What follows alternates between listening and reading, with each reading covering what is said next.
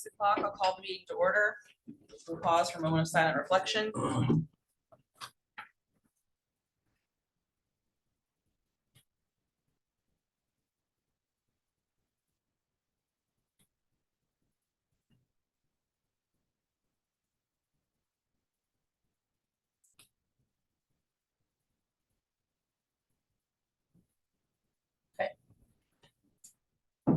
We're gonna do the Pledge of Allegiance. Mr. Brammer, you want to lead us in that? Allegiance to the flag of the United States of America and to the republic for which it stands, one nation, under God, indivisible, with liberty and justice for all.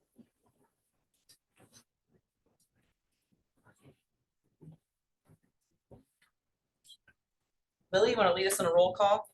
I'll be glad to. Jennifer Roberts. Here. Jerry Burmeister. Here. Shane Davis. Here. Steve Denny. Here. Marissa Skaggs. Here. First order of business is approval of minutes from the prior meetings. We actually have 2 sets of minutes. We can approve them all together. One from the August 10th meeting and then also the August 30th special meeting. Those are in our Google Drive and also online. Any questions, comments, concerns, or corrections for those minutes? If no changes, I will entertain a motion for approval. I'll make a motion to approve. Second. We have a motion and a second for approval of the 2 minutes. All in favor signify by saying aye. Opposed? Motion carried. Okay, next up is the clerk treasurer's report. Willie, that's all you. Thank you very much. Let's see, we got a good crowd here tonight. First of all, if you look over the voucher, you'll see we spent a little money this month, about normal. Few repairs, paving projects, different things, but that and the general fund. You look back in July, we were $1.4 million, and for the month ending in August, we're $1.506 million. Short and sweet, the town's in good shape. Okay, we all have a copy of those claims in our Google Drive. Any questions for Willie before I entertain a motion for approval? Okay, then I'll entertain a motion for approval of the claims from the month of August. So moved. Second. I have a motion and a second for the approval of the claims for the month of August. All in favor signify by saying aye. Opposed? Motion carried. Okay, department reports. Chief Farr, would you like to start? Good evening. Council Police Department report for August. I mentioned last month, Jerry Branson receiving an award through the Indiana Criminal Justice Institute for his 72 DUI arrests last year. I don't know if anybody's seen my Facebook post lately, but I've came into work and the blood sample boxes from the night before have been stacked, and the boys have been starting to make pyramids out of it for Connie to mail them off the next morning. But the other night we came in, there were 10 of them over a course of 2 days. And so a little reminder, quit driving drunk and drunk, at least in Pendleton. And because the guys are out, they're hitting it hard. So Jerry Branson again received that award. It was state recognized, 72 DUI arrests himself. He's awesome at it. And I encourage you again, feel free to come in and ride with him, and you'd be amazed. South Madison Schools went back into session in August. The Falls Park Playground grand opening was in August. A lot of people may not have known, but State Rep Victoria Sparks conducted a town hall meeting at the library. Super nice lady. They always call for additional security when they come to town. Sergeant Brown went over there, hung out with her for the day. Connie and I attended some training on public access to records up at the Emergency Management Building, and kind of just learned some of the same stuff. I think we're doing it right according to Jeff's policies and stuff and his guidance, but it's never bad to go learn something else. So Connie and I went and did that the other day. Madison County SWAT team has utilized our training facility recently, and Safety Day was awesome. Chris had the best weather of any year we've had. Yeah. So that was amazing. And then officers of the department, including myself, we've all been meeting with the prosecutor recently because we've got the attempted murder case from Carrick Glen coming up here soon. And they're getting all that in line, so that we have a good case with that. And also, this was thrown on my desk today, and I just like to point out when people say nothing happens in a small town, well, we've got a murder investigation going. We have this attempted murder investigation that we're getting ready to go to trial on. And then this came in last night. There was a shooting in the Yorktown, Muncie area. And the guy, of course, decided to drive one of our 5 major roadways into Pendleton. And the guys were able to make an arrest on him at the gas station after he took a shotgun, hit his girlfriend in the face with it. So he's being charged with neglect of a dependent, serious violent felon in possession of a firearm, intimidation with a deadly weapon, domestic battery with a deadly weapon, and kidnapping. And he had all the weapons in the cars, and the guys caught him, and he's been returned back to Delaware County. So we're now working in conjunction with them because we have the weapons and they have the bad guy. So, but bad stuff happens, and the guys are doing a good job. Guys and gal, I have to keep throwing in my gal, but I've got a good bunch of officers right now. You should be proud of. That's not Pendleton people. We have, well, Carrick Glen, that's a Pendleton. The murder on 67 was Pendleton. He was a and- temporary. Yeah. He's possibly getting out on bond here soon. So that's our system. Total dispatch calls for last month, 1,591, total of 26 crash investigations, 105 adult criminal arrests. That number should jump out at you. That shows the guys they're working project and they're working a lot of traffic, and you'd be amazed the criminal level stuff that involves when just running radar. Juvenile criminal arrests were 7, so that kind of shows schools back in session. 3 ordinance warnings, Indiana Code 96 warnings, and then Indiana Code citations written 191. That is it. Oh, we have the cars. I don't know if people have been by the police department, but we have the cars. The problem is the Ford fleet, we had the stuff ordered to go in the Fords, but when Ford didn't come through for us and we had to go Dodge, which is awesome. The guys are super excited. They're good cars. We had to reorder all the upfitting equipment. Between now and that getting in, we've made contact with our sticker people. So hopefully you'll start seeing them leave, come back stickered. That way they're ready to go for the upfitting, and then we can get them on the road. How long do you think, Chief, before they're in service? It's all in getting that equipment, and safety systems, they're great. They come to me and they do it in our facility. They do the upfitting, but right now it's contingent on when those items come in. And it's been how many years, and I keep hearing COVID. So as the excuse, so we'll see. Anything else for Chief Barb? Thank you very much. Awesome, thank you. Is Judge Kasparovic online? If not, he has a paper report in our drive. The court is winding down and just a lot of logistics about that. Okay, Aaron from the park. Good evening. It's been a busy month. We finally got the playground fencing down and people enjoying the playground. It's busy, feels like 24/7. So a lot of positive comments around that project, which is always nice.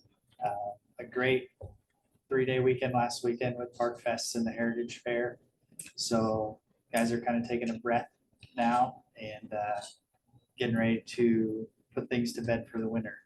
So I don't really have anything exciting other than what's in my report. So if you have any questions for me, I'd be happy to try and answer them.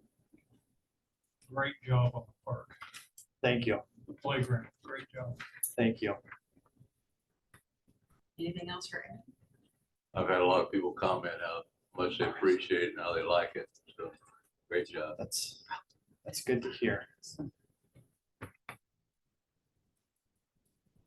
Anything else for Aaron? Okay, All righty. Thank you. thanks. Thank you. Okay, the fire department is not on our agenda, but you all are here, so don't you want to present? All right, just a little bit of heads up, like Mark was saying, we had our public safety day. That was a huge success. We kind of, a little bit of an interesting concept this year is a good friend of mine has a son that's in a wheelchair. handicapped, and he came down and he has an organization that he ended up wanting to participate with his lemonade stand. Garrett Immel is the son, Jason and Heather. Heather's father was the late C.R. Brown, which is our emergency management director for the county for several years and stuff. So that's how I've known the family forever. And Garrett got into the Curing Kids Cancer organization real big through the Meekum auction and stuff. So years ago, they started a lemonade stand at his house for 1 gallon of lemonade. This year for our event, he brought his stand down there. They made 22 gallons of lemonade. And there was 1.5 gallons left. So we collect money at the intersection as well as the donations for the lemonade stand. Overall, we collected $2,740. Half of that's going to go to the Curing Kids Cancer. Garrett's going to present a check to them. And then the other half, we're going to send to the Hoosier Burn Camp for that. The K-Burgers knocked it out of the ballpark again, 800 hamburgers. And I think there was maybe 2 dozen left by 4:30, 5 o'clock when we cleaned up. So thank the Kiwanis for cooking the K-Burgers and stuff. So far, calls for the year, we were at 1,672 calls. So we're on another record-breaking pace for calls for service for our department.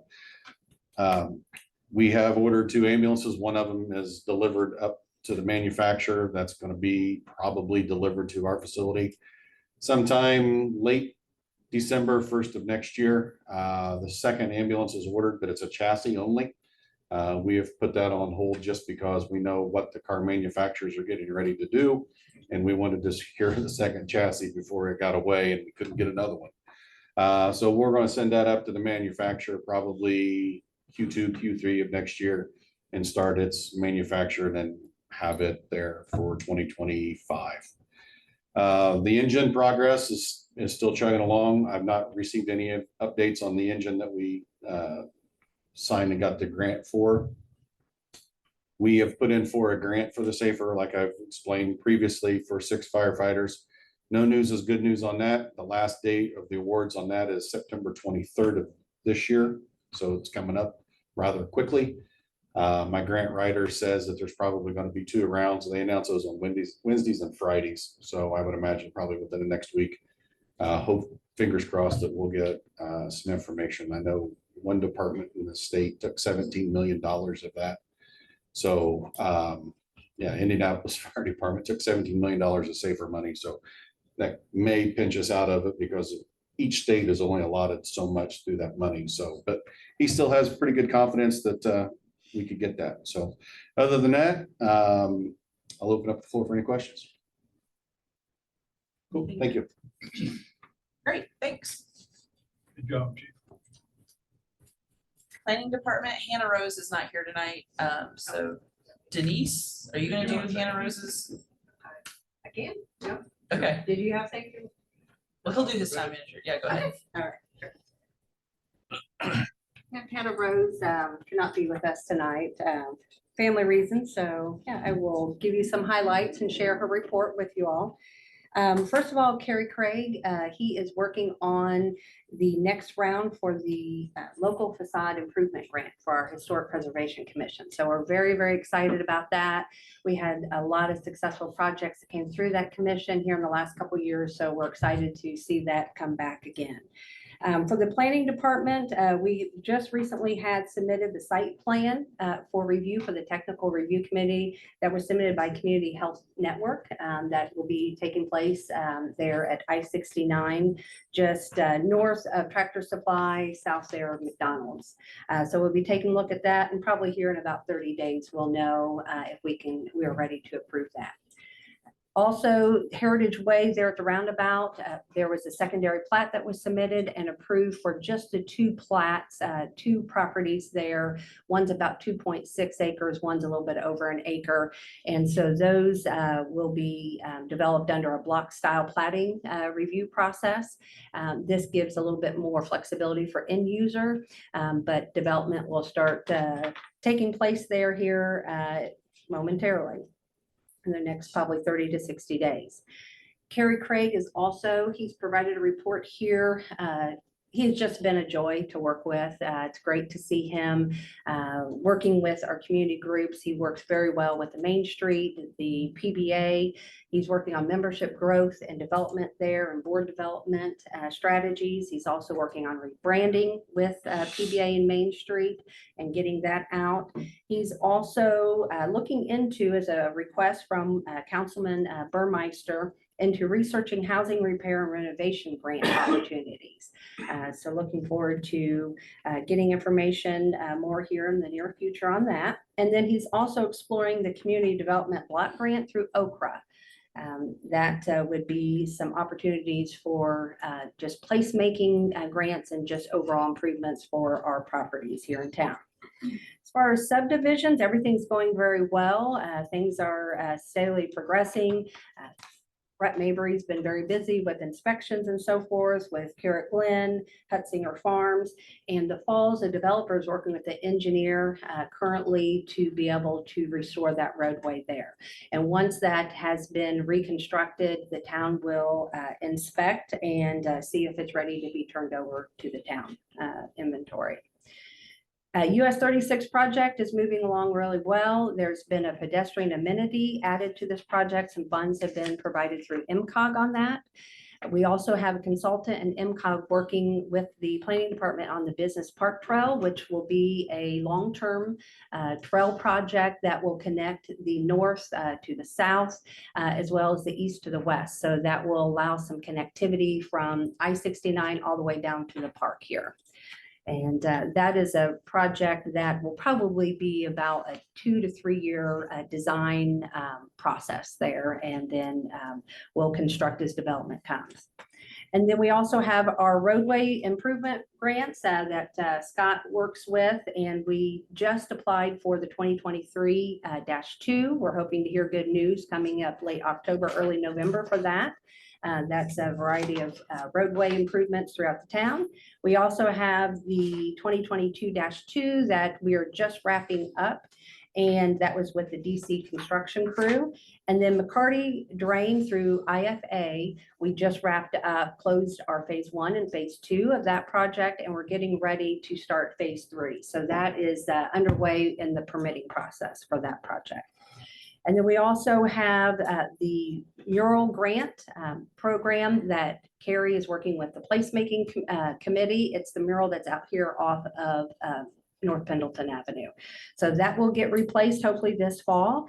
And then we're also very excited about a project that you will start hearing about in the next couple of weeks with Madison County Bicentennial, the 200 year for Madison County that is being celebrated this year. Our Madison County Stormwater Quality Partnership, which the town of Pendleton is involved with, and then with the assistance of the Urban Forestry Committee here in town, we are going to plant 200 trees in honor of the 200 year anniversary. And those 200 trees are going to be planted countywide.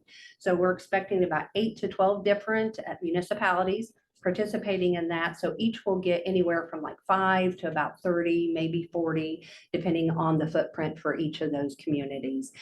So we're very excited about that coming up. The Madison County Bicentennial Committee provided most of the funding for that, as well as the Stormwater Partnership funded about 1,000. We still are looking for about 4,000 for our tree stock and Arbor Day Foundation. They're working hard here to try to get us a donor here in the next couple of weeks to cover that. So that's it. Does anyone have any questions?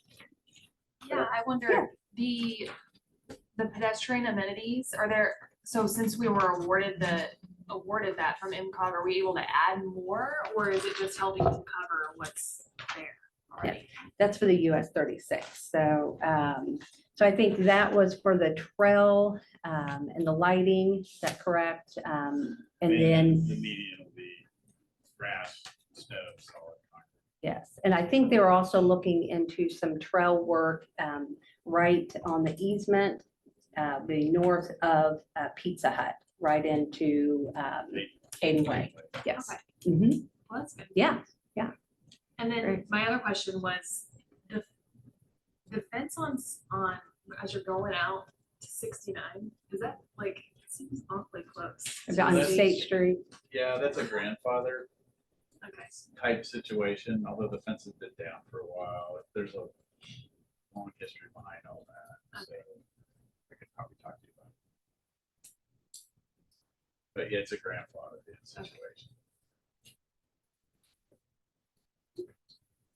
Anything else for planning department? No. Great. Scott, town manager report? Okay. Last slides today. Yeah. Alright. What a concept. Okay, so the town has put in an offer on the Mill Street property. This is gonna be an adjunct to the federal aid project for the business trail, which will come down from the near McDonald's in the industrial park the town developed. Come down through a right of way out to Fall Creek Drive, crossover where that bridge has been placed for a long time in anticipation of this at Taylor Street. And then right there, what we call is the triangle property. It's for sale and the town has put in a bid and we're in the process now of trying to acquire that. That'll be a park that supplements that trail. The thing is the Crossing Street Art Project, which I think everybody has seen, that's been successful. They have some other intersections they have planned. We ran into some trouble with Wolfie's Restaurant and with the county drainage board. So the town has offered up to do a minor drainage project to keep that going for that restaurant. It should be about a $20,000 project. It'll run along State Street and connect up to Heritage Way roundabout. Elm Street Drainage Project. So that is reconstruction of Elm Street and reconstruction of probably the oldest drain downtown that runs along the railroad bed. We're going to start, the construction will start right there at the lumber yard and go all the way down that railroad bed behind a lot of properties that are on Main Street and Pendleton Avenue, and then it'll cross over into Madison Avenue and then into the town drainage ditch there. And it's caused a tremendous amount of flooding. It's over the years. And I think there's a lot of people will be happy to get that. When it gets really bad, we'll see flooding all the way up to High Street. Vector and Gas Project, you noticed that yesterday they started milling. So all the patches and holes they put in Pendleton Avenue, Main Street, and a little bit of Fulminatory Road, because we have a good ordinance in place, they have to go in and either a minimum they have to put back as it was or improve. And they put in so many holes and tore up that road so poorly, we did, under our ordinance, they're just required to totally repave it. So that'll be nice. And then we've got a study. I know it's a little bit nerdy. Craig will appreciate it, but how are we going to handle our growth through the electric department as we grow? How we have to add substations, we have to run major lines. Our whole intent is to figure out that ahead of time. And then when developers come in, we could say, this is what it's going to cost, and you have to share in that cost. And instead of playing catch up and putting that on the ratepayers, we put it on the developers who are adding that expense to the town. So that's a real important study. It may be a little nerdy, but has ramifications for everybody in the long run. Employee highlights, a couple of things. I don't have it written here, but we have a new employee with the water department, Adam Smith. He worked for Kemper Electric for a long time, so he brings skills that'll enhance that team. We're still down one employee in the water department. As you know, we lost a great employee. He's going back to farm with the family, and that was Justin Wood. And we've been down one person for quite a while. Now we're down two, and Adam will bring us back up. And then the other thing is our guys stepped up for the Heritage Fair and the Fall Festival. All hands helped on it, but Dusty, Michael, Aaron, Brett, and Jennifer Everett, and Carrie all worked Friday in the evening and Saturday on that. So hats off to them. I think everybody's really happy with their effort and good cheer as they worked on that. Let's see. Then you're about ready to hear about the electric rate study. Our team did a very good job. Tracy's here, and I think Buzz will say that Tracy has probably given them more support and better support than a lot of towns when they go through their electric rate study. She did that too with the water, so hats off to her. And then a lot of our guys volunteered to help the police department get those 12 vehicles up from Southern Indiana. They had training going on, conferences, and so they were short.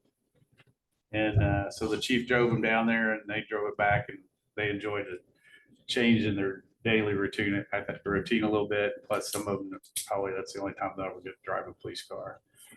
I'm sure they got away from the chief a little bit and floored it on 65 coming up. But anyway, any questions for me?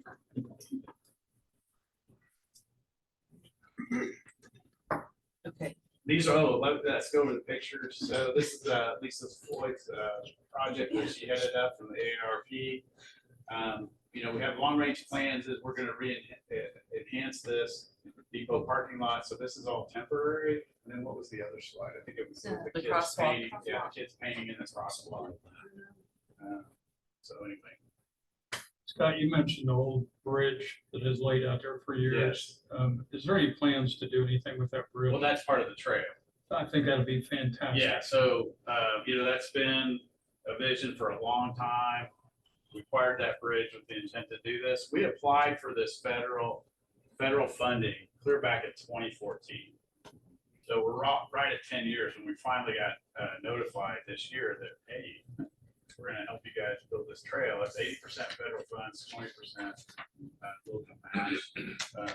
And so we're just in the design selection process. We haven't signed the contract with Banning yet because there's some federal hoops you have to go through. I think the bridge will fit well in our historic community. Yes, absolutely. Thanks, Scott. Yep. There's more fire? Is that what you said? Yes. I think that might be news to them. No, not just now. Do they have all of this, Steve, the presentation? I thought you were bringing it up. Steve, we'll get it sent over to you. Recently, Fall Creek Township approved $40,000 towards a ladder truck.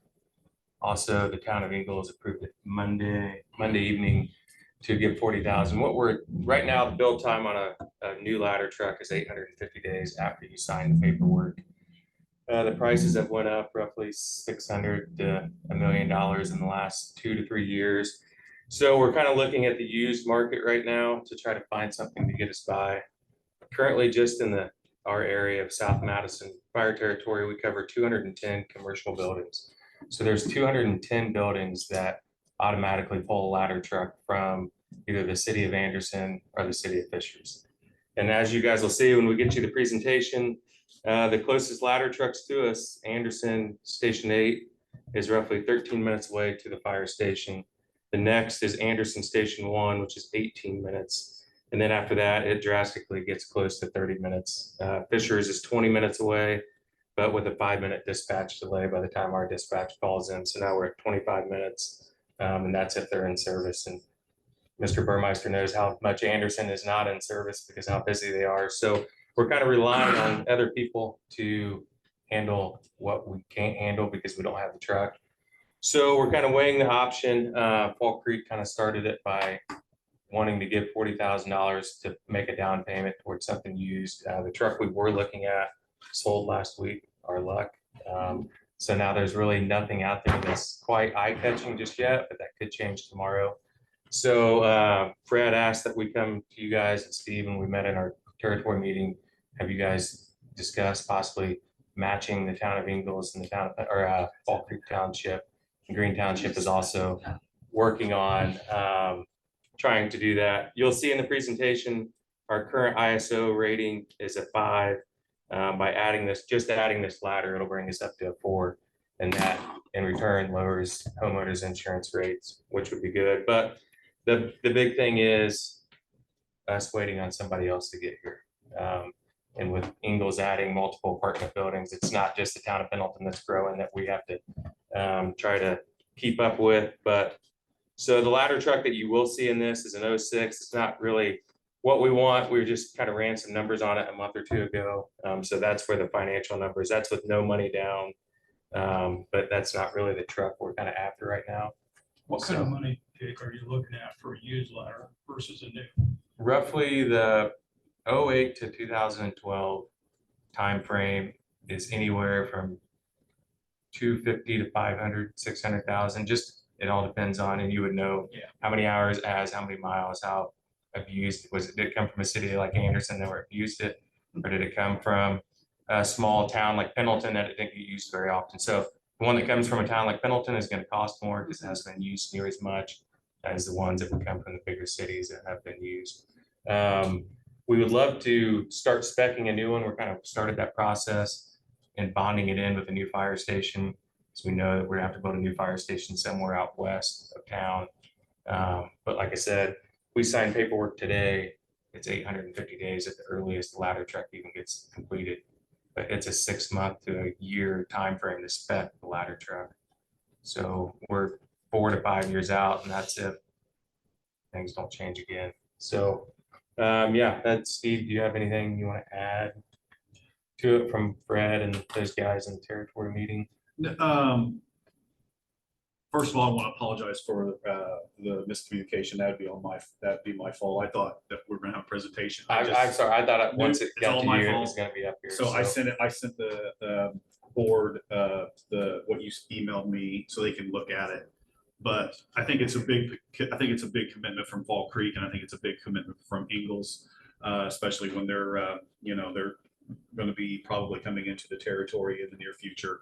And with Ingalls building 3-story apartment complex. Yeah, 20 apartment buildings, 3 stories. In which the territory is contracted to provide service to. I think a ladder truck is needed in the near future to help with those type of situations, so we don't have to rely on other communities. So I think it was a big commitment by those two entities, $80,000, and I just want the board to look at it and see if there was anything we could do to help the territory in acquiring a used ladder truck. So in your opinion, Jake, firefighter, in the chief's opinion, do you guys think we're okay to buy a used unit to start out with and then upgrade to a newer unit a few years down the road? I don't know if we really have any other option right now, just because it's such a long lead time. And I mean, 850 days is your shortest, and the price just continues. Fishers is building a new one next year, platform with no pump, no water, nothing, just boxes on it, 1.9 million. It's just Chesterfield priced a new one the other day, and it was $1.9 million. So I think finding the funding for that is going to be probably going to have to bond it with a fire station and that sort of stuff. So I think we don't really have a choice if we want to get a used one to get by until a new one will come. Yeah, and it helps. I think it helps the town because with all the development you guys are bringing to town, it's something you guys can sell to these developers that want to build a large building out along the interstate or apartment complexes and that stuff. But Like what you mentioned, it also helps your ISO rating. And a lot of people don't realize that's the insurance that we all pay as homeowners, businesses. yeah, we currently receive 0.61 points for a ladder truck out of 4 points. So, and that's just kind of, I think ISO helped us out a little bit on that when we did that study. But yeah, that's about all we're going to get out of it. So. And Jake, with help from a down payment, the territory in their budget would have the money available. The rest would come out of the capital fund. Yeah, money over the. That was my next- question. Yeah. And to go with that, to get in the game, to have an aerial device for life safety, the big homes that are out there already, as well as the downtown infrastructure, that's a pretty insignificant price tag to get into the ballgame to have a ladder truck versus $2 million. It's honestly something that probably should have been bought 10 or 15 years ago before any of our time, and the positions we're in, it just was never purchased then, never, the funds weren't there, just, but now as we continue to grow, like we're kind of playing catch up, and our problem is we get so much, it's not just you guys and the growth that comes to the town, the town of Ingalls has been 13 and 69. We all know Fishers is almost out of room in Noblesville, so that area in the next couple of years is just gonna continue to expand, so. I'm glad to see the town of Maples agree to. Yeah, that was big for us. And they also added $1,500 impact fee for public safety on every new residence added in the town of Ingalls starting Monday night. So not all of that goes to the town or the fire department. We will split that with the police department, but that's also a big commitment for public safety that they made for us. So they definitely are working with us well, and it's a good relationship so far with them. So Good to that's hear. good to hear for all of us. Great. Anything else? This truck you were looking at, you lost, what year was it? It was an 09. And let's say you come up with $500,000 to buy it, how long did you use it for selling? Actually, as long as it has a certified ladder test, ISO recognizes it. Yeah. Good. So, yeah, that So it was, could be 10 years old. that's, everybody's like, well, it can only be this many years old. So we went back and forth. We called ISO and they said, as long as you can provide a piece of paper that says, hey, this thing's certified, it works. That's all they're looking at. So yeah, it was an 09. It came from the northwest side of St. Louis, had only 42 hours on the ladder. If you took care of it, it could last a long time. Oh, it could last another 20 years easily. Because it's not a truck that's gonna get used and abused like Right. the ambulances and the other trucks. So yeah, it could easily. And when you were talking about so many commercial properties, you need the ladder truck to get up to like the center of the fire in a big building. Is that what you're talking Yeah, about? we pull, so Not the height so much. anything that's considered a commercial building, like these buildings here to your old car dealership, anything like that is commercial. Our run cards automatically pull a ladder truck. It's just for the master stream capability or the apartment complex to reach where we don't have anything that can, we have no elevated master stream. And then any working house fire that we get dispatched to fire, we market a working house fire, it's also gonna pull a ladder truck from another department. And some of that's for manpower, some of it is for the equipment that the ladder truck carries that we just can't carry on the apparatus we currently have. And the classification as a high rise, the ISO sees a high rise building as anything 3 stories or above. So for me, really 30 foot is, it's not a lot, but in their eyes, that's considered a high rise. An 09 for $500,000, I'd like to still be in that business. It was 350,000. It was actually, it was a heck of a deal for it. So yeah, it was a really good Good deal. buy. Probably why it sold pretty quick. Yeah. So And I think it's something that's much needed, the way this community is growing and growth. We need a ladder truck. yeah, the good thing is if we know that the money's there and something like that comes up next week or in a month or 2 months, then we can pounce on it. We just don't want to go out and purchase any old ladder truck and then buy somebody else's problem. So, Right. all right. Thank Thanks. you. No problem. Does anybody else have anything they want to add to your department report? Okay, moving on to old business. The first item on here is 2325 ordinance for overnight parking. Last month we talked about this and kind of kicked it around a fair amount. And so this is an edited or an amended version from last month that this is prohibiting overnight parking in designated parking spots between 2 and 5 a.m. Where those are marked with signage. And so I think that adds a level of clarity to what we were struggling with last month in discussing this. And that is also honoring our lease agreement with the owner of that parking lot. And so we have to have a mechanism to be able to tow if that's the case, and this gives us that. Any discussion about this? I know we talked about it at length last month, and the concern was public safety as far as if you go to a restaurant and hang out and then you would rather leave your car for safety purposes. We don't want to penalize anybody for that. However, we do have a standing lease that says that we're going to enforce no overnight parking in specific areas. And so this gives us that ability to honor that lease agreement, I feel like, but we can talk about it.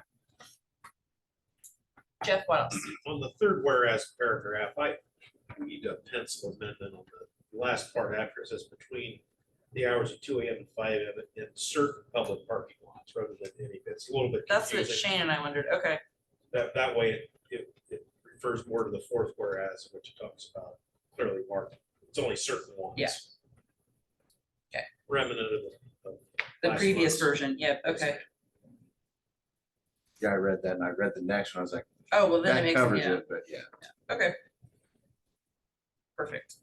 Any other discussion about this? Okay. Yeah. So is it a citation or does it say in there will be towed? So my guys know. Jeff? What's our take on this?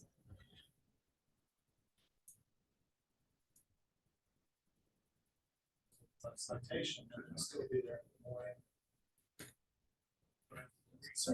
Does it say? Lease agreements. This would just be a citation of the trip. Do we need to? Do we need to- Amend this to tow? The way it's at? Okay, We would need to add us.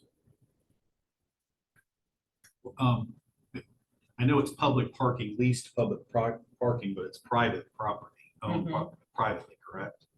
Some of it is, yes. Okay, so couldn't the owner of the property have an agreement with the town that if there is a citation, it gets towed? On those, we could. Or is it easier to put it in the ordinance? Mark, It's easier to put it in the ordinance for certainty for our police officers, I think. I'm not telling you what's better for police officers, guys. I just simply want my night shifter when he patrols through that parking lot, because now that there'll be an ordinance saying to, they'll drive through there at 2:30 when there's a car. Do they write a ticket, leave it on the windshield, and then you've really not fixed the problem that night, whatever that Right. problem is. I'm against the whole lease deal thing, but that's above me. I think it's kind of silly, but with that being said, my men need to know how to enforce it. And so if you want them towed after 2 o'clock, they'll tow them. If you want a citation on the windshield, they'll do that. Jeff, have you Towing gets attention. have you seen the lease that we have for this? Yes. So as far as enforcing no overnight parking, is it implied that we tow? Or is it, I don't think that term was in there. We have the right to utilize those parking spots as we wish. What's the fine on this citation? It would be the general penalty provisions, which would, I think the maximum is, Chief, you happen to know? I think we could go really high. I think we'd go as high as 2,500, but this would just trigger the general penalty, so it'd be the discretion of the enforcement. Scott, we're talking about the parking ordinance, and since you're the one that handles the lease, is it the property owner's preference that not even preference, but are they expecting us to tow or are they expecting us to cite these vehicles? I think that's our option, however to enforce it. Okay. overnight. So then a I don't think citation he- is I don't far, think- I don't think the landowner has a preference. okay, as long as we are, Trying to enforce. Trying to in good enforce it. faith. Yep. okay, My first thought is one citation is gonna get me to stop putting right, exactly. parking there. I don't know if a That's- citation and a tow is meriting. I mean, that's like, Feels like a lot of work, it was to tow. double digging somebody because now they got a tow bill and a citation. yeah, We so, could- We could add a whereas paragraph to the end, whereas violators of this ordinance shall be subject to a penalty of, we could put a maximum of council would like. The way it would stand now, it's silent. Per day. If it's silent, it would be the discretion of the town up to the maximum amount for a ordinance violation in Indiana, which I think is 25. well, we're not gonna go I know crazy. we're not gonna do that. You leave it up to the discretion of the town, so whether you're ticketing or towing? And generally, the way this is done on other types of OVs, if they go to a court case, usually the town attorney would ask for the first offense, since Yeah. we haven't seen this guy before and he's starting Yeah. at $50. If it's somebody that's Yeah. It depends on the situation, but that gives discretion, but what you can put in your ordinance is a maximum. So I know we have, I can't remember the ordinance we have, but we have one that's got, it's progression. First offense up to, I just can't remember what ordinance it was on. Do you have it in? Look on top. What ordinance has a progressive penalty? We did it, what, The year. I don't know. it was last year or the year before? It's been a little while since we. We had the 2016, 13. Violation. Yeah. But that's the last that. Chief? One problem we ran into in years past is you give me a $50 ticket or a $5 ticket, that's cheap parking. So I really don't care. That's why when I go to another town and I'm not familiar with where I'm at and I get in a parking lot, and I look up and there's a sign that says, if you're here after 2, your car's getting towed, I'm definitely going after 2. So that's the cut and dry, easiest way to enforce it. If there's a car after 2, it's gone. And there's a big sign that says that. I mean, that was one of the problems with the way it was there. The sign usually wasn't loud and aggressive enough. And Right. no limits to support. But if there's a sign that says your vehicle's here between the hours 2 and 5, you're getting hooked. And that's easy. It's easy enforcement. Your maximum penalty under general provisions 94.99, it's $500. Because they're gonna have a tow fee on top of that. Chief, I don't like to disagree. Well, yeah, I do like to disagree. with you. But anyway, I'll call Ronnie. I've had some situations where I've got phone calls from people that live in the apartments across the street or whatever, and they want to know where they should park their car while they're plowing snow, either on the street or in that parking lot. So you got some circumstances there. I think a citation is the way to go. You know, not tow it the first time anyway. Okay, my argument to that is I don't lease properties that don't have a parking spot to, so. Right. Yeah, that's it. We give them a pass if we're gonna be. Yeah. And they're normal and they're tenants here downtown. They should know to come in here. We give them a pass. That they can park in that parking. Which if they're given a pass, which we didn't know about until the last time we talked about this. Put a little foam ball on their antenna or something, so my guys know that. Yeah. There's some kind of agreement, but once you start playing the agreement games, you're starting to. Do we have an ordinance where people can rent an apartment without parking? I think grandfather. I didn't know that.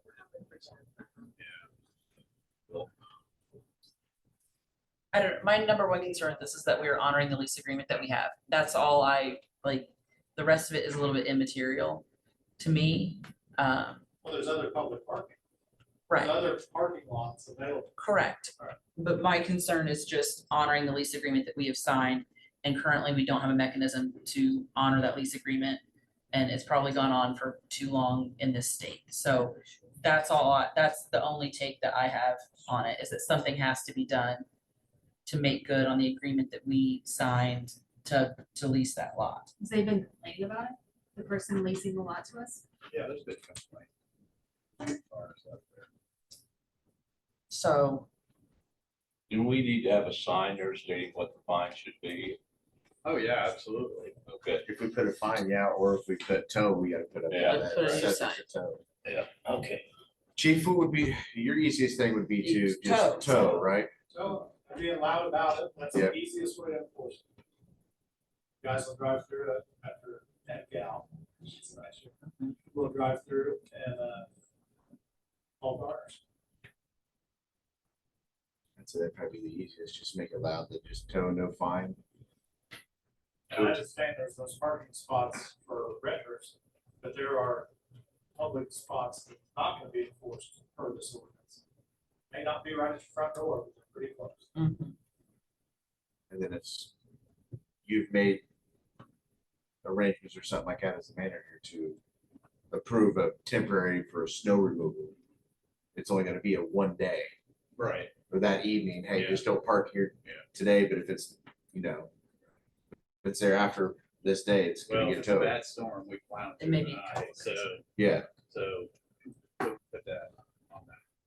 Just but we since need, we need them. we need something for those guys to, Just simple communication with me of, hey, we're declaring a snow emergency today, we're gonna be plowing. We won't be towing today. Right. Just let us know, we won't. I said that.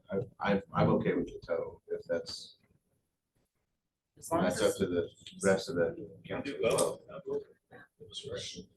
as long as it's clearly marked what we're doing and the expectation. Again, I just want to honor what we signed the lease to Exactly. do. Right, Mark? You tow a couple of cars, you won't have that problem anymore, will you?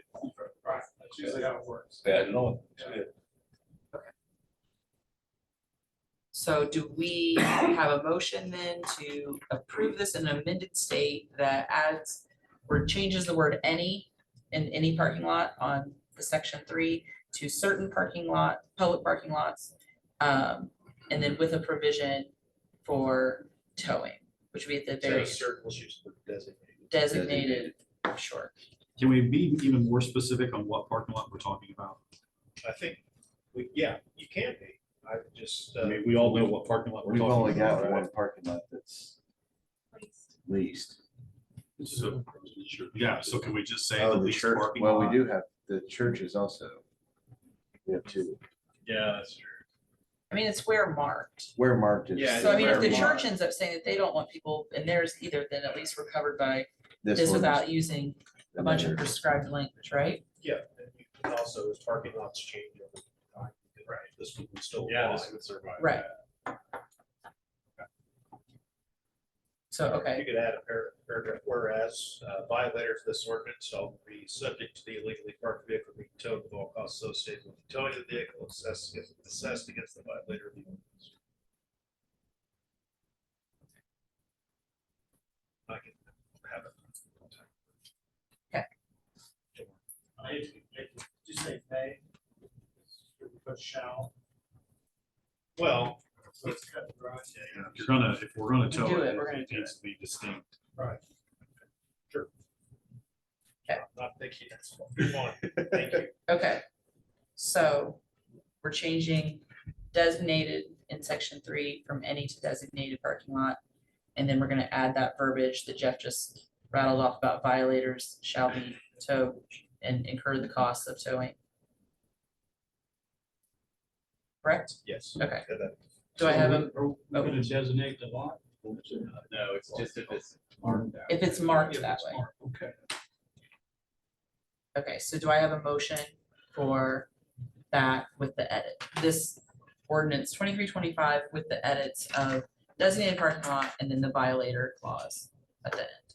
I'll make a motion to approve with the amended version to amend it again. Okay, I have a motion, do I have a second?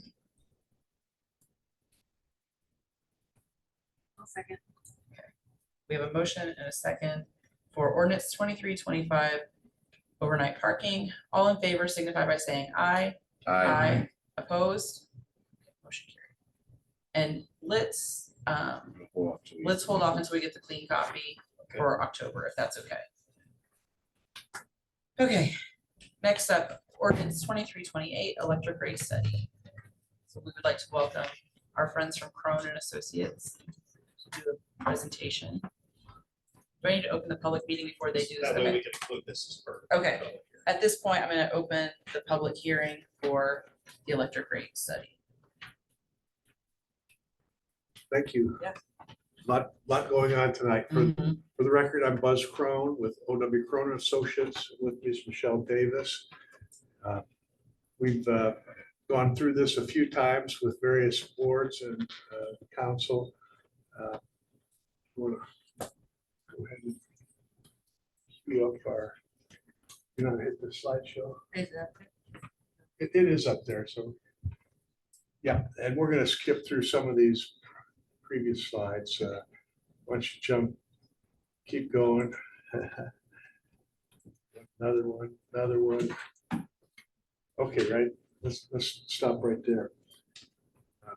Just to give you a little background, the current base rates and charges were established back in 2008. So right now, you have not had a general rate increase since 2008, about 15 years. Because of your IMPA contract and the procedures that the state of Indiana allows for electric utilities to flow through changes in the cost of purchasing power, we've kept pace with those power cost increases, but we've never had a general rate increase since 2008. We're here tonight looking at a 12.5% increase. The biggest portion of, I think the most significant thing is back in 2008, when you established the current base rates, your average cost per kilowatt hour sold is about 6 cents. Now it's about 10 cents. So there's been a big change in the cost of purchasing power, and there's obviously been a lot of inflation over 15 years. So one of the things we do is we calculated the difference in the changes in the cost of purchasing power, which is almost 4 cents, and that's rolled into the base rate because that's really part of your current rates and charges. Let's go ahead to the next slide here. We presented a range of options, well, really two options. We showed you that without funding any capital improvements, your rates were about 9% shy of just covering your existing debt, your operating costs, and your cost of purchasing power. So, but you have a pretty extensive capital improvement program that needs to be taken care of. You've got a lot of old poles out there, and I think our first pass at this was investing about $600,000 a year in pole replacements. We sort of backed off on that a little bit in option one, where we're providing a $300,000 yearly allowance instead of the $600,000 that shows up in option two. What that means for a typical residential customer with 1,000 kilowatt hours, it's about $17 a month. If you look at 15 years of history, that's about $1.20 per year that we're sort of catching up with this proposed rate adjustment. Let's go on to the next one here. So this shows you that back when our current base rates were established, the kilowatt hour costs were based upon that 6 cents purchasing pop from IMPA. That's gone up about 4 cents. So really the adjusted current rates show up in the column just to the left of option one. Option one then increases those adjusted rates by 12.5%. Let's go on to the next one. You had some you have a power service rate, but then you had some other rates that were special contracts rates with development that occurred, large power users. And but those agreements all had different gross profit contributions embedded in them. And they were intended to last for 5 years, but they've gone on, they've never really been changed. So what we want to do with those contract rates is to establish a new rate class. We're calling it large power service. And with the base charge of $250 a month. And then the demand and energy rates would be patterned exactly off of what IMPA charges the town. We would have, right now they're paying, I think, $7.58. Well, they all have different contract amounts that do tie back, but this is going to unify, so they're all being treated the same. All of those contracts have expired, And we're going to base the base charge exactly on what IMPA's base rate is. And then the energy charge, we're proposing an overhead allocation of about 2.6 cents per kilowatt hour. So that's what we've proposed to do to equalize that. And that will make things much cleaner going forward. And we won't have a situation where we're losing any money. And everybody will be paying basically the same gross profit amount. Is there another slide?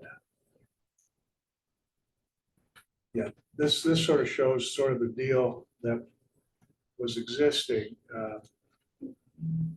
When one of them had a 20% allocation, one of 15, one of 10. We're making those all unified at the 35%. And the schools also will be a part of that. They're not affected near as much because they've been on the primary power rate or the existing large power rate for some time. But the ones that had contracts they just needed to all be normalized. So we've compared what the impact is on what they were charged last year with the current tracking factor that's in place today, because power costs went up over a penny per kilowatt hour just this from 22 to 23. So we've restated that, so we're comparing apples and apples. Yeah, let's go on to this is a clause that we added in for all of the energy charges. Every rate classification will be subject to the IMPA energy cost adjustment tracking factor, which is really no different than what you've been doing for the last 25 or 30 years.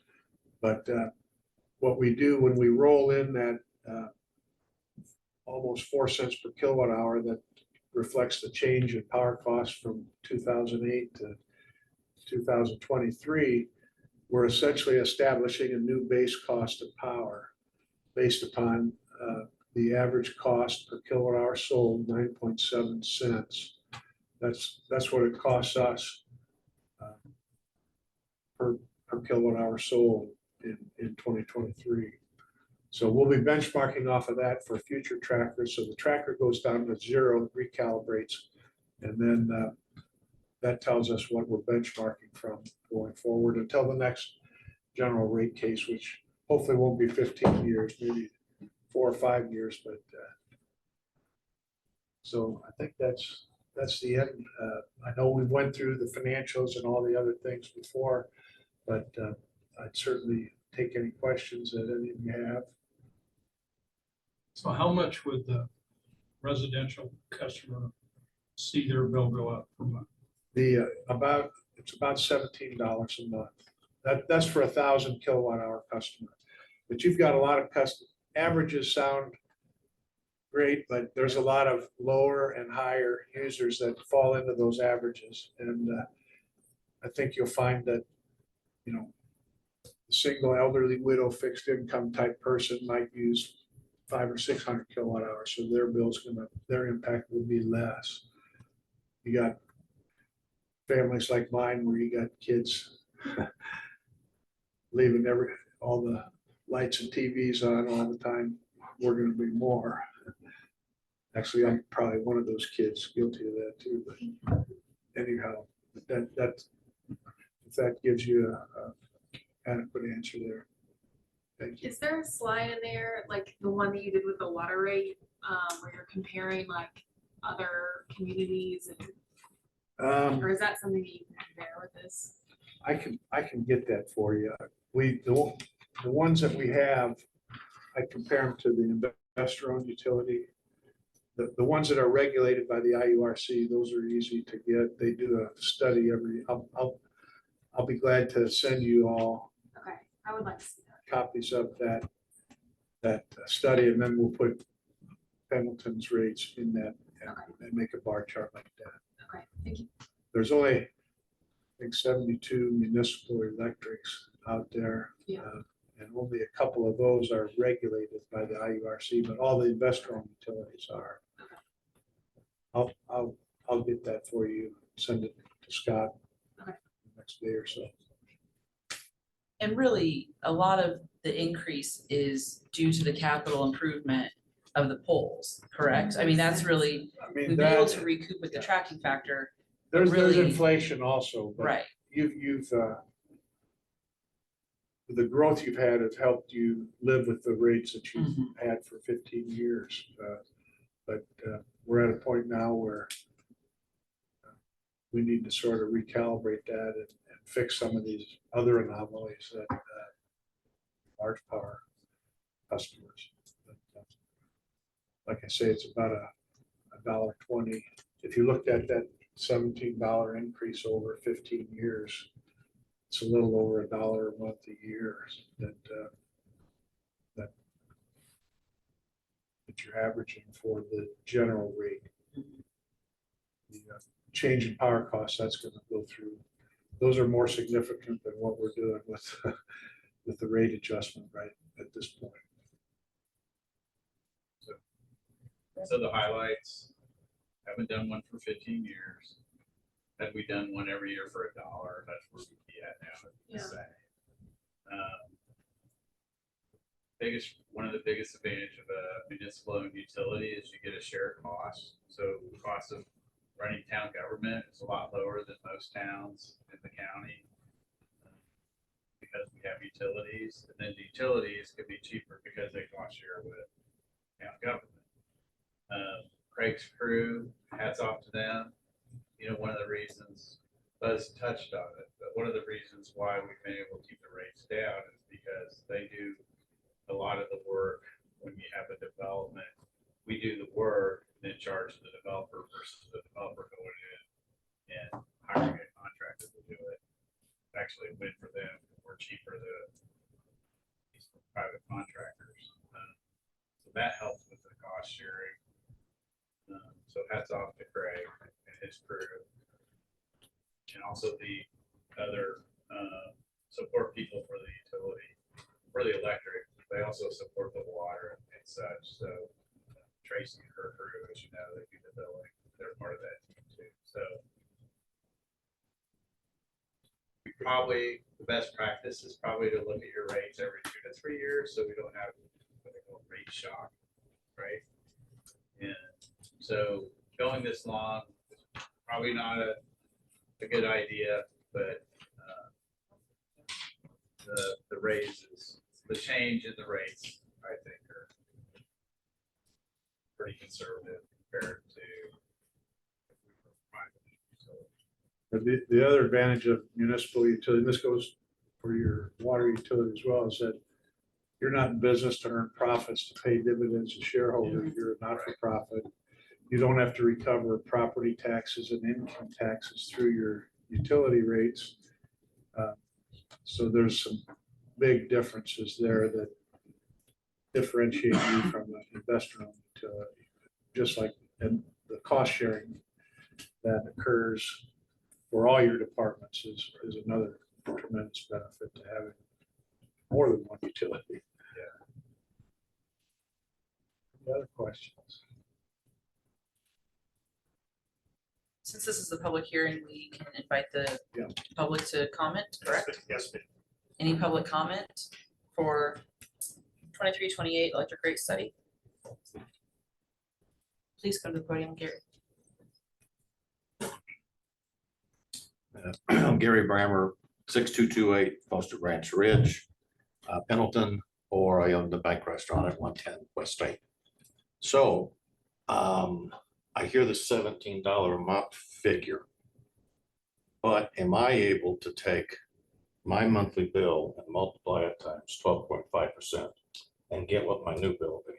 If you use the bill you just got this month, the rates from IMPA change every 6 months. And they have an energy cost tracking that they do as well. And then they do an annual general rate adjustment. So the general rates hit in January of every year, and then they adjust the energy costs line. The town estimates based on the data they get from IMPA 3 months in advance, and then they reconcile 3 months in arrears. So that if there's any over or under collection in one quarter, it's reconciled in the second quarter after that. But it would be, there's a lot of moving parts in the Right. electric rates. If you used your bill that you got this month, 12.5%, that's probably pretty accurate. But cost of power went up this year by about almost 1.2 cents per kilowatt compared to 2022. That's a market function because IMPA has their own generation for a certain percentage of their load, but they're all subject to market values that, the green energy initiatives have not helped utility product rates right now. Getting away from fossil fuels and adding more green energy is more expensive than the traditional coal-fired plants.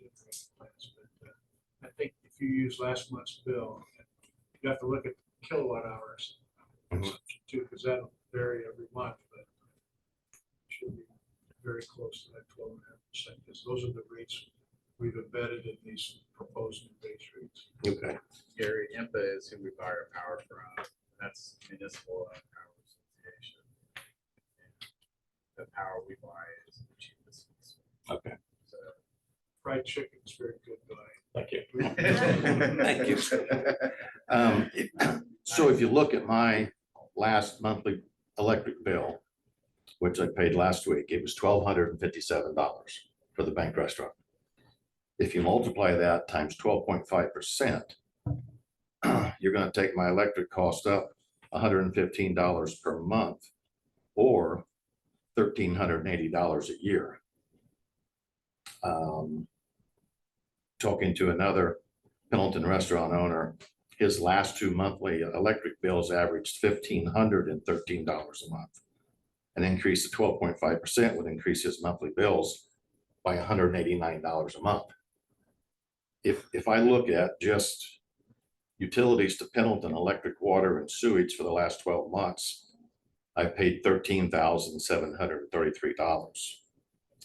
An average full-service restaurant's profit margin runs between 3% and 5%. Any increase in food, labor, or fixed cost really cuts into that margin. What kind of increases have you had in food costs recently? I can barely afford lettuce. Has it been more than 12.5%? Some of them, yes, sir. Chicken, Just check. and I don't I'd have. still pay the extra 12.5%. The chicken is delicious. I appreciate that. I appreciate that, sir, but I doubt that many people would come into my restaurant if I raise my prices 12.5% tomorrow morning. I doubt anybody would come in. And I'm not here to argue with you.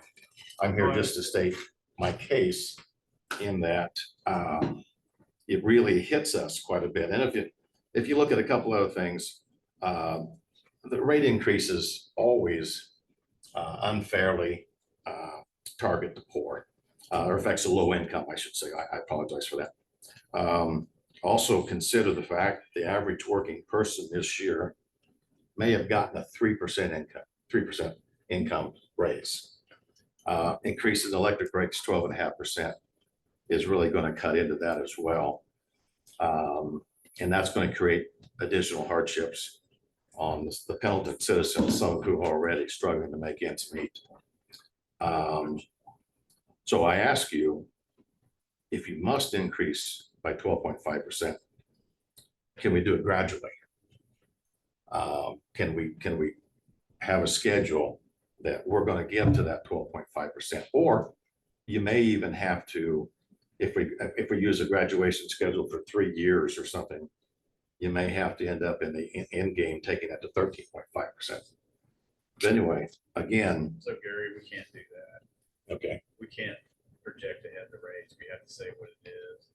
The other thing, the way I would look at it is we would increase the rate, the average rate $1 each year. Just think last year you would have been paying 11%. What you paid 15 years ago. Instead, it's 0. 2 years ago, paid 0, would have been 10%.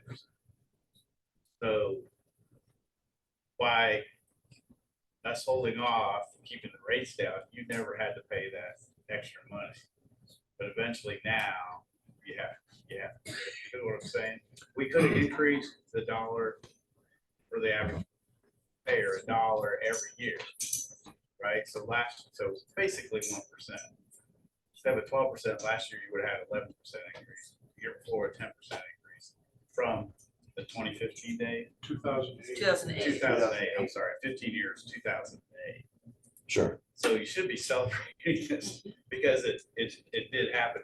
And you're right, this is what's called rate shock, even though mathematically it's to the customer's advantage for this to happen this way, but emotionally people don't feel Sure. it that way. So, But am I right in thinking, no matter what it could have been or should have been, it's gonna be 12.5%, boom. okay, so. I mean, is that right? Yeah, but the other option would have been to do it the other way. And so this theory of rate shock, that you should do it every 2 to 3 years, look at do your study. I'm saying emotionally, people accept that more, but mathematically, you're Right. not gaining anything by doing it that way. You're better off doing it actually the way it turned out to happen. Holding their rate increase off for the 15 years. Mathematically, you're ahead. Okay. So if you want to do gradual, and you're talking math and logic, then you're asking for the wrong thing. Emotionally, you may be asking for the right thing.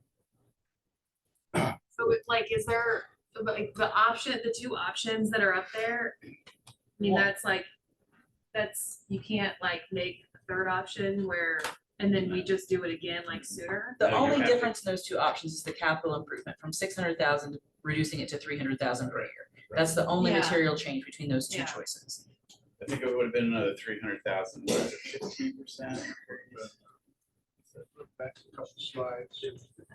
15%. We don't, We did I mean, we could look at the slide, but One more. we basically went to the minimum Go back rate one increase we could do. And also the other thing you gotta know, is we're not allowed to operate in the red. We can't operate for less than what our operating cost is. That's against state law too.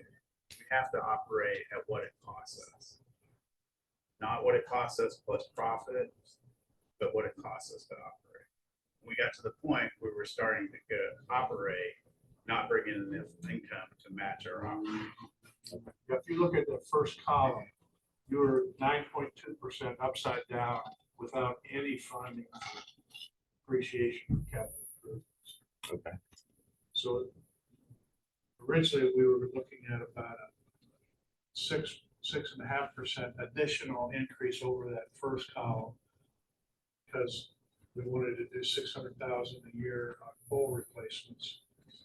But that got cut in half, so we're only putting in 300,000 a year for the capital projects. So that brought us down from almost 16% to the 12.5. What you're at, And just to put that in perspective, $6,000 per pole, we have 4,000 poles. That we put in for 100 poles a year, we're paying 60,000, or 600,000 a year. We're taking us 40 years to replace our poles. We've got poles already. Plus we're seeing a lot more wear because of the tornado. They were weakened. So we reduced that down to 300,000 to reduce that rate shock. Okay. But the truth be told, that's obviously you not gonna be can't really go sufficient. below 10%. Yeah. But 10% doesn't give them any money, for appreciation or capital projects. 12.5 is sort of a halfway step. The other thing we're doing We too is, appreciate your comments, very, I get it. And I understand that these are tough decisions for you. And at the end of the day, we're all gonna still remain friends, I promise. But I just want you to see the other side. Sure. That at 12 and a half, it's gonna cost me an extra $1,380 a year. So that was my point.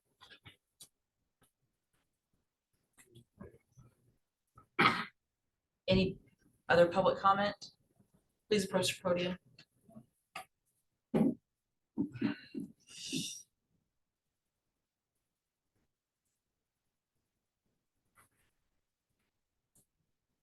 Hello, State your name and address, please. Vaughn Manifold. 5250 West, 1050 South, 1050 South, Pelleton. I'm not a town resident yet. But I did have a couple questions and I think Scott maybe addressed a little bit. I want to know, are there dates on the electric poles? Sorry, are there dates of originality on the electric poles? Right. Some of them. Most of them. Okay, how long does an average? 40 years.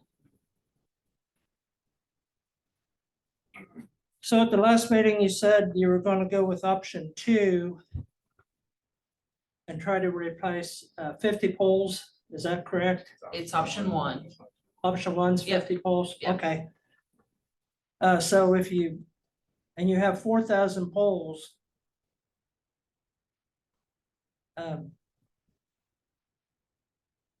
Baby step. that's 80 years per pole. So actually, that's probably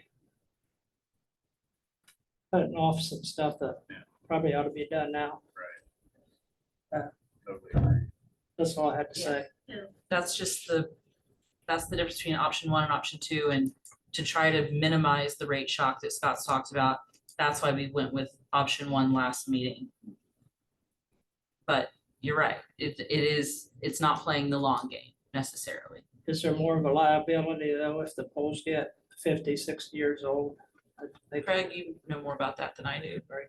They're inspected on a, I can't say annual basis, but every so many years we do an inspection and it identifies poles that are in disrepair. And those liability poles are replaced. So I think that's a good point. So the other thing that's just need to know is that more and more we put lines in the ground. Developments have to have the lines in the ground. And so probably the old part of town here, we can't do that because there's all the 6 inches of soil and the rest is bedrock. So it's really hard for the Rankin's crew to put things underground right here, but further out away from town where the new development's gonna happen. And we put that on the development. But it's in the ground. It's their cost, not the town. It also seems like $6,000 to replace one pole, that seems extremely high to me. That's an average cost. It goes higher than that, it goes lower than that, depending on what's on the pole. It's, yeah, don't think of it just replacing the pole.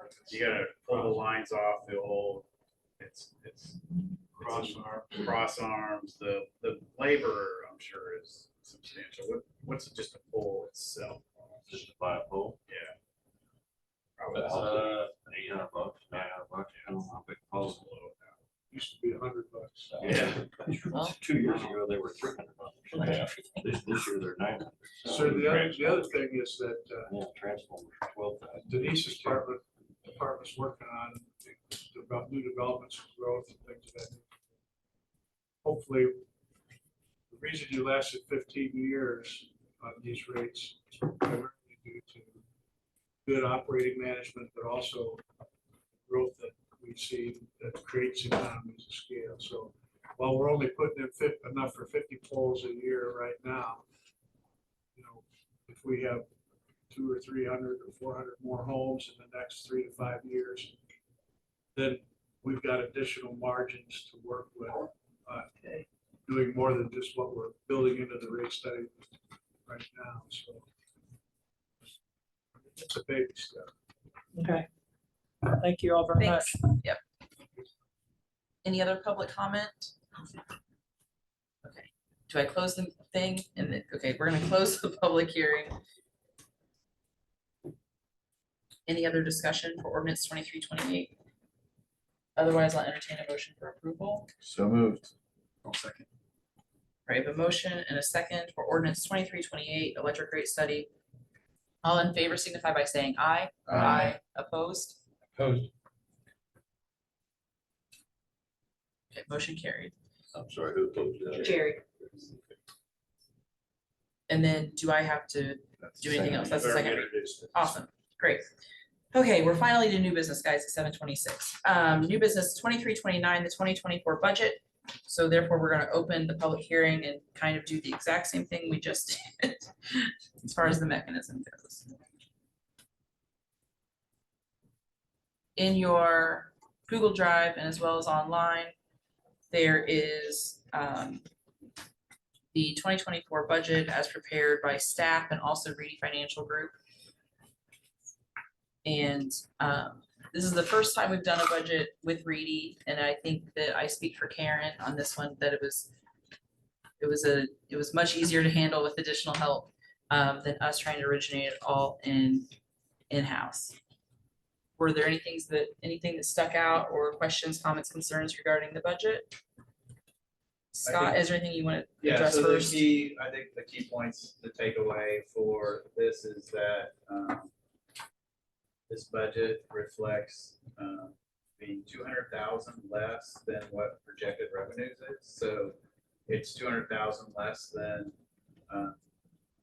what we would be allowed to do by state law. This is for the general fund lid. It is not for utilities and stormwater, and both two utilities and stormwater, And MDH, and local road and street funds. So this is the budget that reflects basically property tax revenue and some other lesser revenue.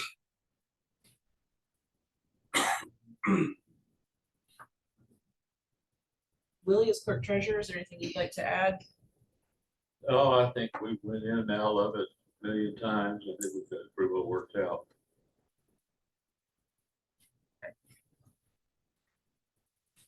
Any questions up here for Scott, Karen, Willie, before we open up for public comment? Okay, at this point, I'll open it up for public comment. Waiting for that, but if people wonder, because it's always the question, does this raise property tax? No, it does. The budget we set does not raise property.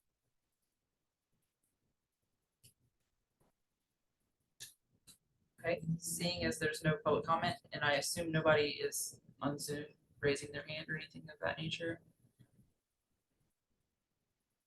Okay. Then I will close the public hearing and entertain a motion for approval of 2329, the 2024 budget. So moved. Second. We have a motion and a second for 2329, the 2024 budget. All in favor signify by saying aye. Aye. Opposed? Motion carried. Our next presentation of this budget is at the October meeting, which is on this, what is that, Karen, the 13th? It is on the 12th. The 12th. Okay, great. Next is 2330, the 2024 salary ordinance. This, for some of us that have been here a long time, this is an exciting thing to be able to approve this, or at least present it in tandem with our budget cycle. We have worked toward this for, I believe, 4 years, at least that I've been here. And so finally, we have this ready to be presented.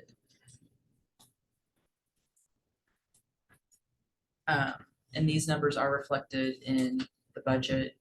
Scott, anything you want to add regarding the salary and wage ordinance? Willie, anything you'd like to add?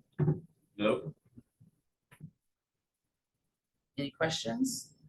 The only thing I'll say is this year's budget was a lot easier, I believe, for you, Karen. Correct? For everything. we've tried for years to get this going earlier, Yes. so. That's a question I have, Marissa. was, Yeah. How long have we had a IT director? Is that Since recent? July. Yeah, it's in the last 60 days. Within the last 60 days? Right. So if we approve this budget, person started out at this salary 6 months ago, he's going to receive this increase in. On that particular, basically we prorated it, so he's gonna get a 5% rate, half of what everybody else. IT will get. Half of what everybody else did. But also know that IT director is paid through utility funds. This is what he does, associated with the automated metering system, that sort of thing. He does do some work for the police department, and then a little basic support here, like, hey, my laptop just locked up. So it's that salary does not come out of general fund. Most general fund salaries are for police, elected officials, for treasurer, but that's prorated because they do the park and plan. Yeah, planning is paid for substantially by utilities too. So partially general fund are for treasurer, but they handle the accounting for utilities, so they're paid by utilities. Planning same way. Billing is 100% utility. So generally, the police department is your big salary expense. Street department too, right? Street department. Some of them are. No, the only person that is supplemented through the general fund used to be the cemetery sexton. Now that's not true anymore. The street department is funded by the stormwater fee and the utilities because they supplement. This is a good example of why our utility costs are low, that we would have to have a lot more people working electric, but we supplement Craig's crew with people from the street department and water, same thing. We supplement water through the street, and so we share that cost. The police are the only one that's basically 100%.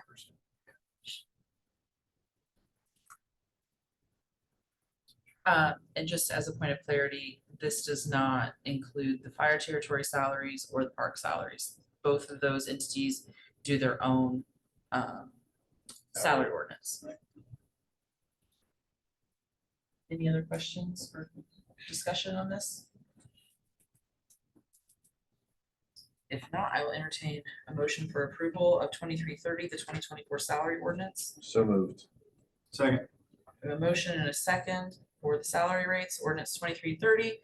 All in favor signify by saying aye. Aye. Opposed, motion carried. We will revisit that one in October also. 2331, amending the UDO. In your Google Drive and online, there are 3 amendments to the UDO that have been approved or received a favorable recommendation from Planning Commission. Denise, do you want to talk about those briefly? Sure. Yes, absolutely. Yeah, I'm here on behalf of the Plan Commission tonight. That body has continued to work hard in analyzing the UDO that went into place in 2021. After further review and discussion, the Plan Commission members last week, they wish to recommend and ask Town Council to consider the following 3 changes or updates to that working document. The first one there that's outlined, Plan Commission and Planning Department has identified a need for clarification and added language as to the permitted location of an accessory structure. So an accessory structure, it's a separate structure that is clearly insubordinate to height, bulk, weight, and purpose to the primary structure. Examples could be a shed, a detached garage, greenhouse, decks, and so forth. So the Plan Commission would like to recommend adding language to the UDO to state that accessory structures must be placed in the rear or the side yard of the primary structure and not beyond the front facade of that primary structure. That language was not in there. It's currently not in there. And we feel with different requests that are coming into the building inspector with building permits that we needed to add that clarification, that language. So that was the first one. Mrs. Skaggs, do you want me to grade through all three of them Yeah, just and run then through grade them up? Okay, Yep. the second one, in working with our developers and understanding the need for added security measures, Plan Commission recommends allowing a perimeter fencing screening up to 8 feet versus the 6-foot standard in light industry and heavy industry zoning districts. Those properties usually have heavier equipment, heavier use materials on site. That 8 feet barrier would serve as a more efficient deterrent for unwelcomed entry there, and then just overall public safety. And then the last UDO amendment that they recommend is the fact that the UDO currently requires a minimum 3 feet eave or overhang for structures within the general business, heavy business, and institutional zoning districts. And seeing a trend in commercial development, architectural features are coming in that are efficient to impede that rain, snows, wind, and so forth that are absent those eaves and those overhang features. Example would be like Needlers here that we have in Pendleton here. So they recommend to just simply remove that requirement for that eave overhang for those 3 zoning districts. That's Great. it. Thanks. Any questions? I commend our planning commission for literally monthly reviewing various things within the UDO and committing to change and adapt as necessary. Mhm. They've done a great job with that over the last 18 months or so. Okay. Any other questions for Denise regarding these changes? Thanks. Good job. I will entertain a motion for approval of 2331 amendments to the UDO. I'll make a motion for approval. Okay, we have a motion. Do you have a second? Second. We have a motion and a second for ordinance 2331 amending the UDO. All in favor signify by saying aye. Aye. Opposed? Motion carried. This counts as the second read, correct? So Yes. those are fully in effect. Okay. 2332 stop sign at the intersection of Water Street and Broadway. This is located near the Acton Academy painted crosswalk and in close proximity to the park playground. It kind of already looks like there should be a 3-way stop there, and there isn't. And I think that people see the crosswalk and think that people are going to stop, and they don't. So just for safety purposes, internally, we discussed adding that, and so that is why it's before you today. Any discussion or questions? Make a motion to approve ordinance 2332. Second. We have a motion and a second for ordinance 2332, stop sign at the intersection of Water Street and Broadway Street. All in favor signify by saying aye. Aye. Opposed? Motion carried. Make a motion to suspend the rules and have the second reading of this ordinance. Okay, that has to be unanimous. Do we have a second for suspending the rules? Second. Okay, we have a motion and a second for suspension of the rules. All in favor of suspending the rules signify by saying aye. Aye. Opposed? Rules have been suspended. I will now entertain a motion for a second read of 2332, stop signs at the intersection of Water Street and Broadway Street. So moved. Second. I have a motion and a second on second read of 2332, stop signs at the intersection of Water Street and Broadway Street. All in favor signify by saying aye. Aye. Opposed? Okay, motion carried. Next, very similar, 2333, stop signs at the intersection of High and Pendleton Avenue. That's currently a 2-way stop. If you're crossing on High, this would make it a 4-way stop at High Street and Pendleton Avenue. So my comment on this is, so we've got to experiment with this a little bit. When we've had festivals, we've set up that sign, temporary stop signs there at High and Pendleton Avenue. And I'm shocked. I mean, usually you hear the opposite. People don't like the inconvenience of stop signs. So many people came up to me and, can you make that permanent? And And I think some of the logic behind it too is, as you cross High Street, it drops to 20, right, chief? Coming in at 30, and I will tell you, that's the way I drive coming in the office here. People come off of 9 and 67 down Pelton Avenue, they fly at 40 miles an hour, they don't even start to slow down to 30, and they hit that stretch where they're supposed to be at 20, they look at the light turning yellow, and they speed up. It's getting worse and worse, and we've had several incidents lately with pedestrians who've been hit or almost dead, got slowed to downtown. Just a side note, Craig and I and the planning department are looking at doing some intensive pedestrian safety improvements downtown, but this is one where people definitely were asking.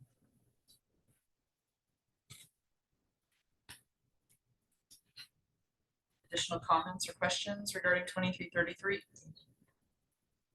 If not, I will entertain a motion for approval of 2333 stop signs at the intersection of High Street and Pendleton Avenue. Make a motion. We have a motion. Do we have a second? I'll second. I have a motion and a second for approval of 2333 stop signs at the intersection of High Street and Pendleton Avenue. All in favor signify by saying aye. Aye. Opposed? Motion carried. Another fun painted crosswalk area. Yeah, there you go. All right, well, I'll make a motion to suspend the rules. I have a motion for suspension of the rules to allow for second read on the same night as introduction. Do I have a second? I have a motion and a second for suspension of rules. All in favor signify by saying aye. Aye. Opposed? Okay, motion carried. The rules have been suspended. I will now entertain a motion for approval on second read. So moved. I have a motion. Do I have a second for second read? Second. I have a motion and a second for second read or for approval on second read of 2333 stop signs at the intersection of High Street and Pendleton Avenue. All in favor signify by saying aye. Aye. Opposed? Motion carried. Okay, that's all we have for new business. We have public comment tonight. Just like to say thank you. Thank you, Fletcher. Thank you for the thing. Thank you for the thank you. Anything else from our public tonight? If not, I will make a motion to adjourn at 7:42.